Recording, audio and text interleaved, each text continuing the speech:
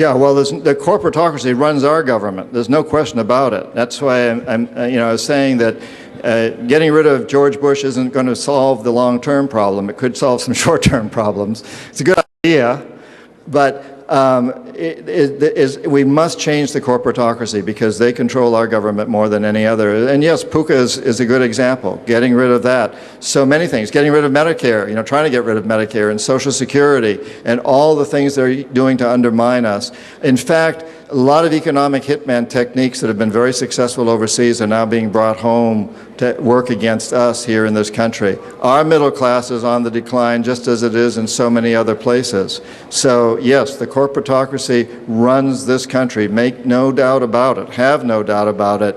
And if we want to change this country, we're going to have to go after the corporatocracy. Thank you. So I just wanted to follow on that in terms of the corporatocracy. I was just wondering if it were worth it to push the envelope a little bit more, even past that. I mean, you built up the corporatocracy as the greatest enemy, but it almost seems to me that even if we would strike and win some battles against, let's say, for example, Walmart, and be able to break apart Walmart, make it a little bit more democratic. In this system, in the economic system, which you say that perhaps we're able to create a democratic capitalism, I would almost argue that capitalism itself seems to be inherently undemocratic in that there is a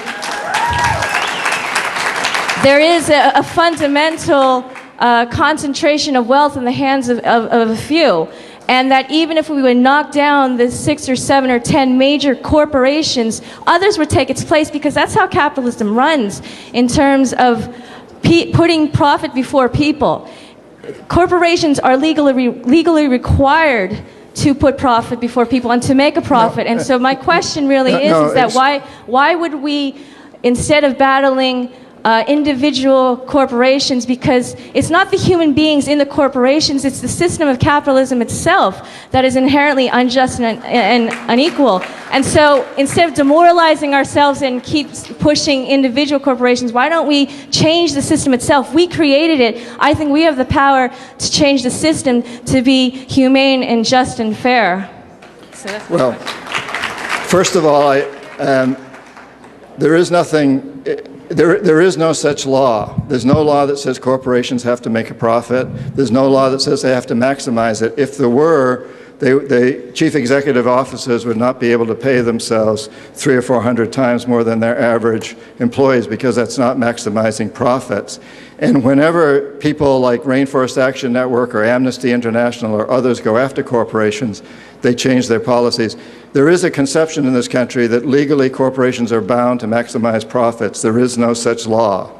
It is entirely up to the management of the corporations and sometimes with stockholder approval, but for many things they don't need that to make policy for the corporations.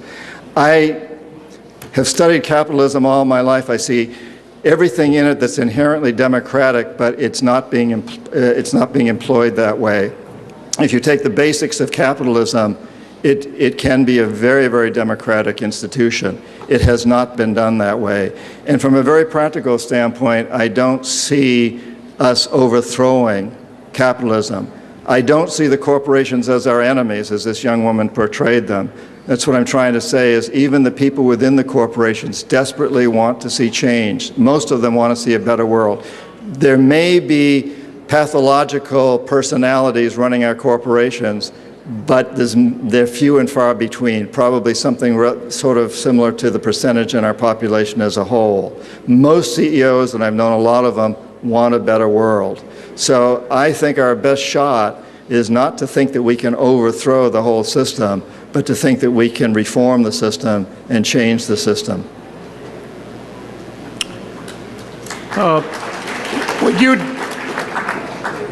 expand upon the situation of oil in Ecuador in light of Joe Kane's book, Savages, in which he describes how U.S. oil interests have essentially destroyed native communities and the Ecuadorian rainforest near the headwaters of the Amazon without much protest in the U.S. Much of that oil physically comes to California.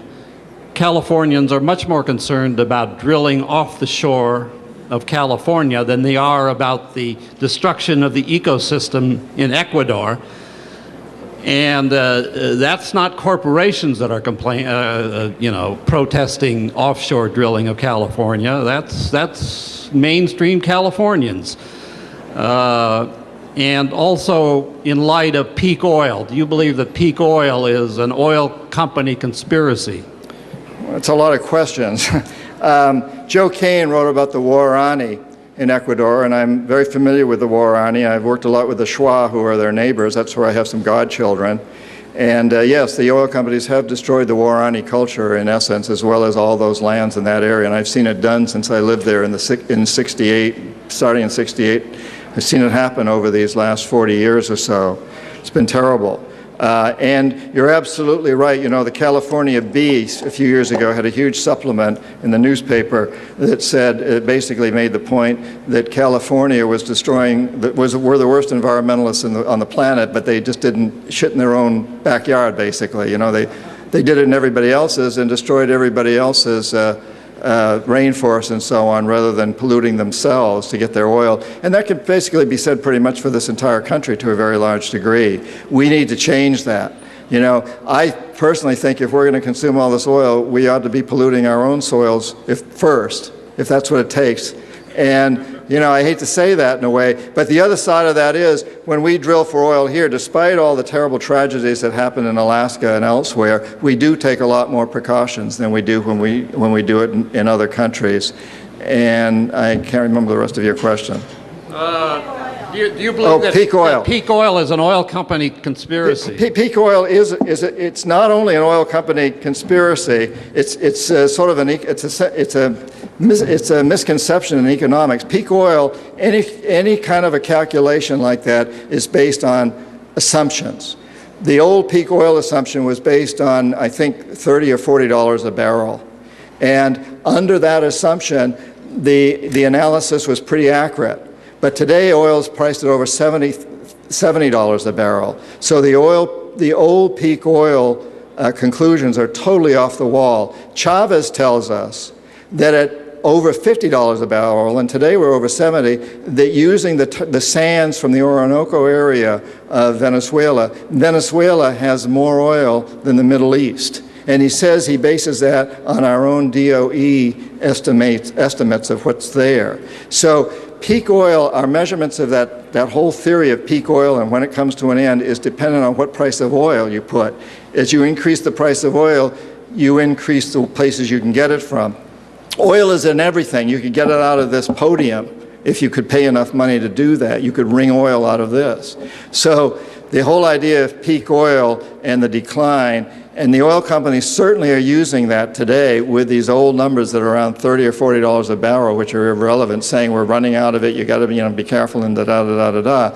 And of course, the fact that the supply is currently restricted because of what's going on in the Middle East is to their advantage. After all, ExxonMobil has made record profits in the last several quarters of over $10 billion, while the rest of us are being gouged at the oil pump.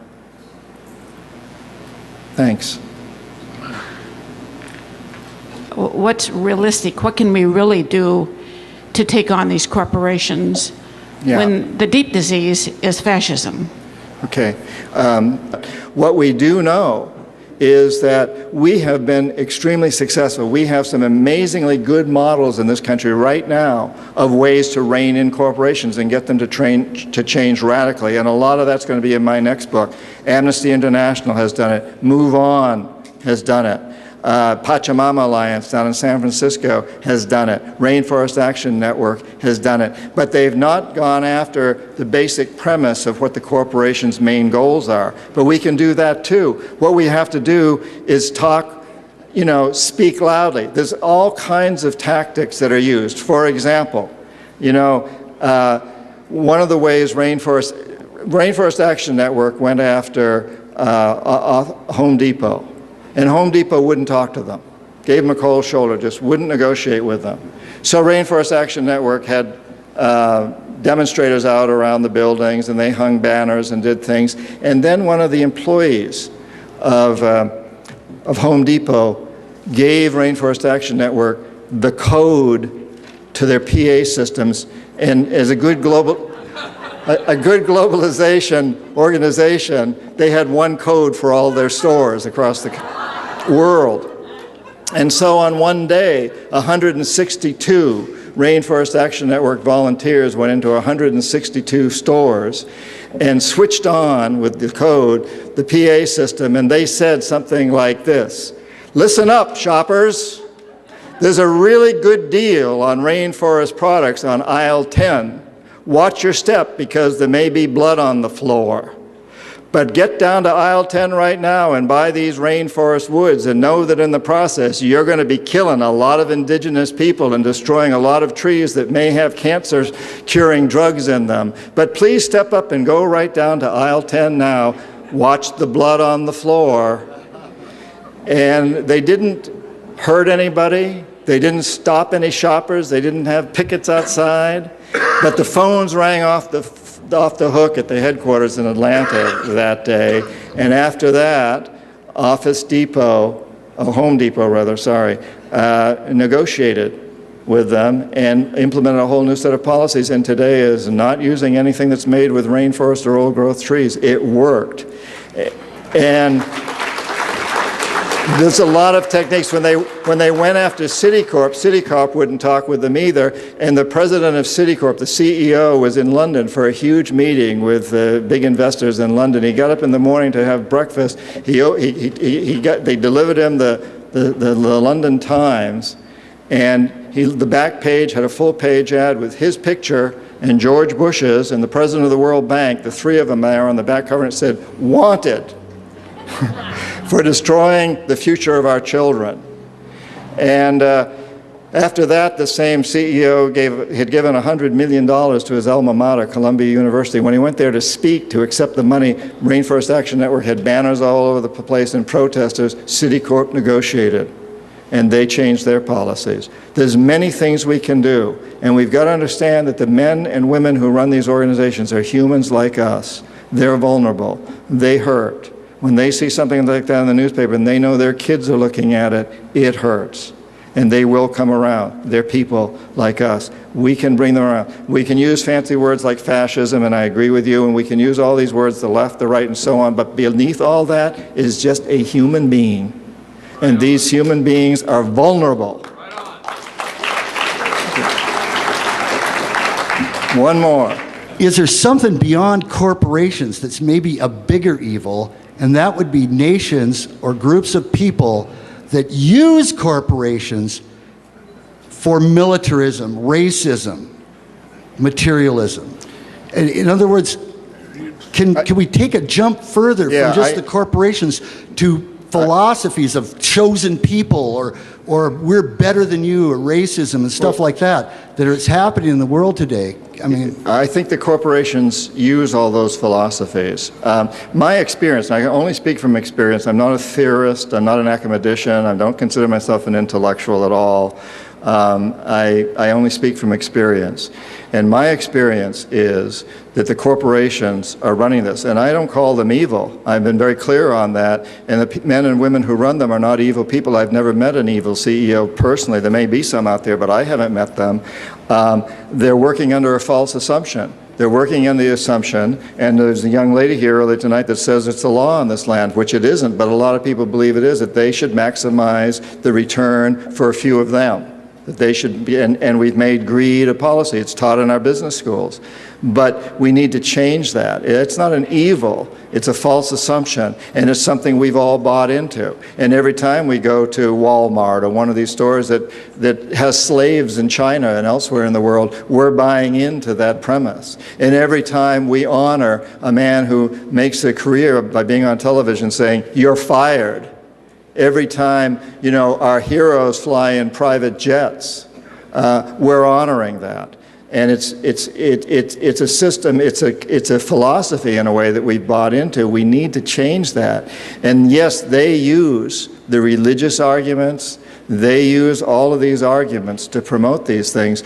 But in my opinion and in my experience, almost all of our most serious problems go back to the corporations. Whether these are problems of militarization, they're the ones who benefit the most. I mean, we may think we lost the war in Vietnam, But the corporations don't think they lost it.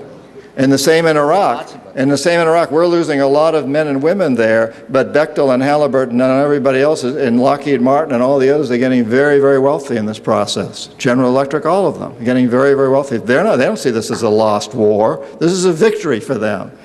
And, you know, so I think all of our most serious problems go back to that. And if we can transform these corporations, yes, we also have to look at our basic value system, but I think that's there. It's expressed in our sacred documents. And so I think that's a really good note to end on, that if we are to make this a better world for our children, if that is our desire, and I believe every one of us feels that way, then we must get together and work very hard, and each one of us bring our own talents and our own passions to bear on accomplishing that objective. And I know that together we can do that. And I think it can really start here with this amazing group of people. And so I encourage you to think more, to work together, to come up with plans as to how we're going to change the system. And I thank you very much. Good night.